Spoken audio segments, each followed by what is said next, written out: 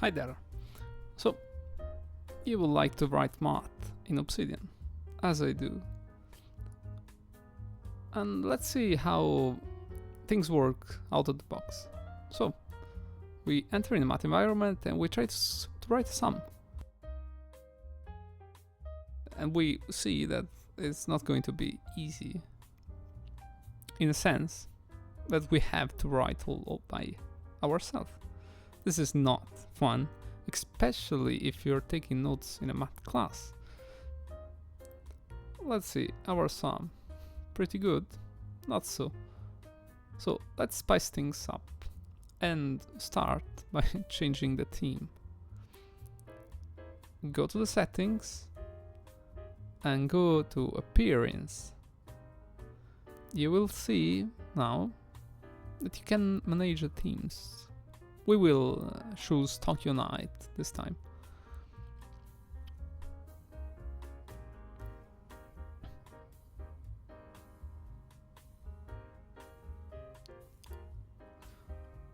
Now let's change the colors.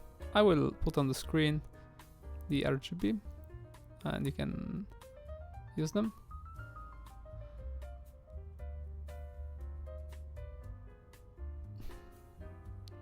So now that the color is changed, we can make Vim mode, we can enable it. If you don't know Vim, I strongly recommend you not to do and learn it right now, but keep in mind that this is a very fast way to enable you to write and navigate text. So let's search Latex Suite now. This is the plugin that will enhance ourselves, that will give us the ability to write math in a very fast way and use all the snippets we can. As you can see, plugins come with a bunch of snippets and you can write yourself some more. So let's see, how does it work? You can now press K or DM to enter math mode and write your equations. Let's try it out. The M, look at that. We wrote sum and we trigger our snippet sum. But we can make it better actually. Let's go and search sum. Let's see. Oh, here we are, sum. And just modify it because we want to add the arguments of the sum. So as you can see, we modify it and now we're inserting $0, $1. This will select the cursor under the two brackets and we will able now to navigate through them by pressing the key Tab. So as you can see, writing the sum was much more faster.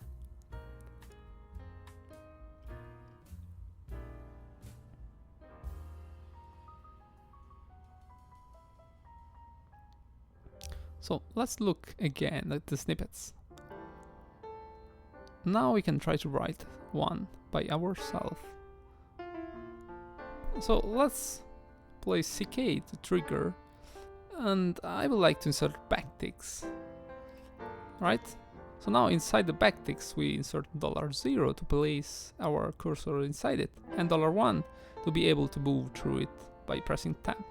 We change M with T for the text mode and not math mode, and W to say that we don't like to trigger it by if CK is not alone actually. So now is it alone and we can trigger it and insert some text and move out by pressing Tab. As you can see, writing a snippet is pretty easy.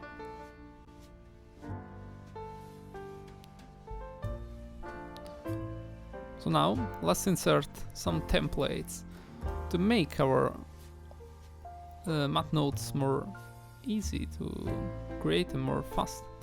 We select the attachment folder, so each time we paste something it will go in the same folder called attachment. And we set the default location for new folders. You can set yourself your favorite settings. We ensure that templates plugin is enabled, and we set up the folder for templates actually. I will make it from the root folder templates. So now I can insert my templates in this folder, and I will be able to use them. So let's create a math template. So what should this template do? For me, I like to create my template and divide it in two sections, the idea and the formal part. So the idea is the place where I can explain in a mathematical way how this math work, actually what I'm writing, and in the formally I can write all the math in a formal way. Actually, you can insert tags as you please. I like to keep things simple, but or in organized way. So now let's try to use this template. By pressing Ctrl P, you can trigger templates. You can go and insert your template, and this is very fun. Now let's see how does images work. How I am able to insert images in my mathematical notes. So I like to use match.io because it's a very simple and very intuitive way of graphically make math actually. So we select the drawing area and we are good to go. We can insert all kinds of graphical stuff. Right now I'm inserting x epsilon axis, and look at that, I'm able to write and draw functions in a very easy way, in a fast way, and in a formal way actually.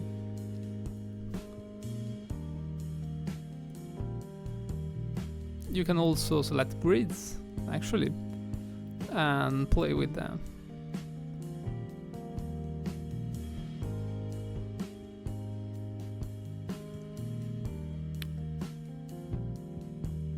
After you finished, you can now actually export the image. I like to keep it simple by removing all the background and taking the SVG.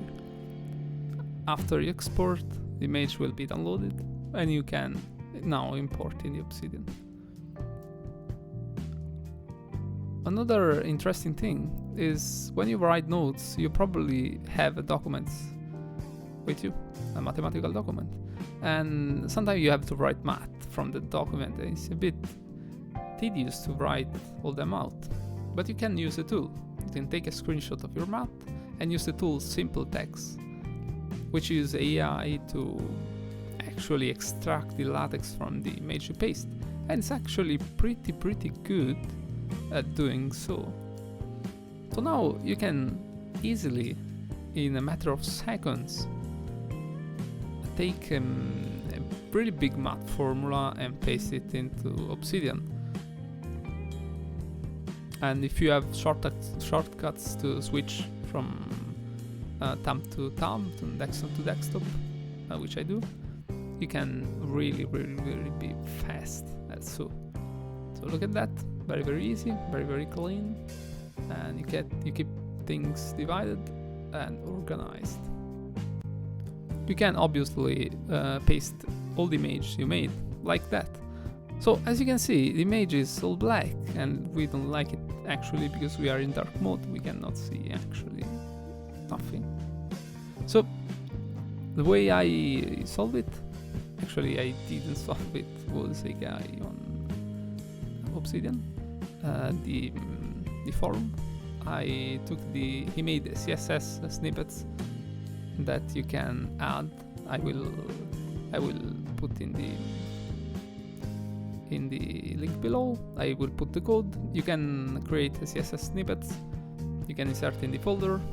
You activate it, and now you have the ability to write invert B to trigger the color inversion, a CSS color inversion. So now you have black theme, your dark theme, and it's white. If you switch to light, it will be black, and if you go back to dark, it will be white.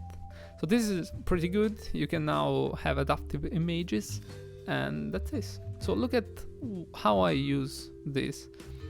in my day-to-day writing math.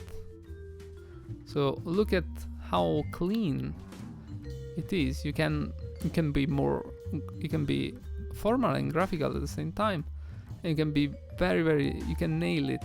You can express what you understood from the math in a graphical way and in a clean way. And after that, you can be formal. You can write your math in a formal way.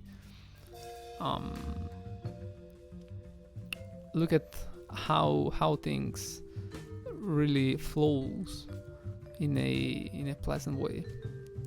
So I like to take all my math atomic notes and put in a canvas, actually, to connect ideas, to understand better the concepts. And once I do that, I'm good to go. I better understand the math, I better understand the concept behind it, and everything is organized how I like and how I think about it.